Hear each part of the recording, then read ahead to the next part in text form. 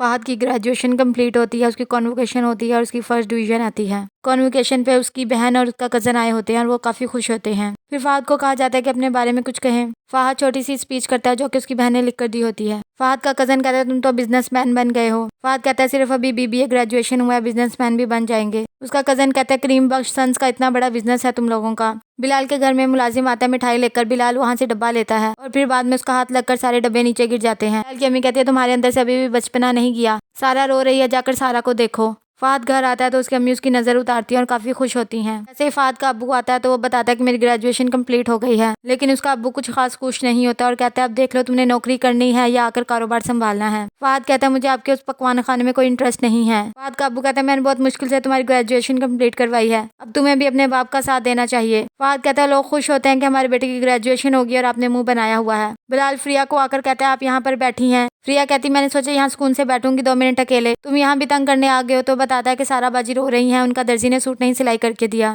सारा कहती है कि अब मैं पुराने सूट पहनूंगी क्या। फ्रिया कहती है मैं अभी दर्जी के पास जाती हूँ, तुम रो मत। फहद के कज़न का जिम होता है, वो वहाँ पर आया होता है। वो फहद को कहता है तुम अपने अब्बा के साथ दुकान पर जाने लग जाओ। फहद कहता है उस बिजनेस को मैं रीन्यू करना चाहता हूँ लेकिन अब्बा कभी नहीं मानेंगे। तो उसका कज़न कहता है हम बात करके देखेंगे तो मान जाएंगे। फ्रिया दर्जी के पास जाती है और कहती है कि आपने 2 दिन का टाइम लिया था और अब तक कपड़े नहीं सिलाई किए। दर्जी कहता है वो सूट डिटेल से सिलाई होने वाला है। फ्रिया कहती है मैं यहीं पर बैठी हूँ, मैं सूट सिलाई करवा के लेकर जाऊंगी। फहद और उसका कज़न बाइक पर आ रहे होते हैं कि दूसरी तरफ से फ्रिया और बिलाल आ रहे होते हैं। फ्रिया का दुपट्टा फहद के मुंह के आगे आ जाता है और फहद गिर जाता है, उसका एक्सीडेंट हो जाता है। फहद का कज़न तो बच जाता है लेकिन फहद को काफ़ी ज़्यादा चोटें आती हैं। वो उन लोगों को लेकर हॉस्पिटल जाते हैं। फहद कहता है मैं ठीक हूँ। तो फ्रिया कहती नहीं तुम्हारे पाँव से खून निकल रहा है। फ्रिया कहती है कि आप जैसा कहेंगे मैं आपकी हेल्प कर दूंगी लेकिन पुलिस को मत बुलवाइएगा। फहद कहता है नहीं हमने क्यों पुलिस को बुलाना है। बिलाल कहता है नहीं आपका कज़न कह रहा था कि वो हमें जेल में करवा देगा। फ्रिया का डैड आता है फ्रिया को लेने के लिए। दूसरी तरफ फहद का अब्बू से हॉस्पिटल देखने के लिए आ रहा होता है। दोनों की आपस में लड़ाई और बहस हो जाती है। क्रीम बख्श कहता है ये सब किसने किया, तुम लोगों ने पुलिस स्टेशन में रिपोर्ट क्यों नहीं करवाई। फहद ने अपने कज़न को कहा होता है कि उस लड़की के खिलाफ कोई रिपोर्ट नहीं करवानी।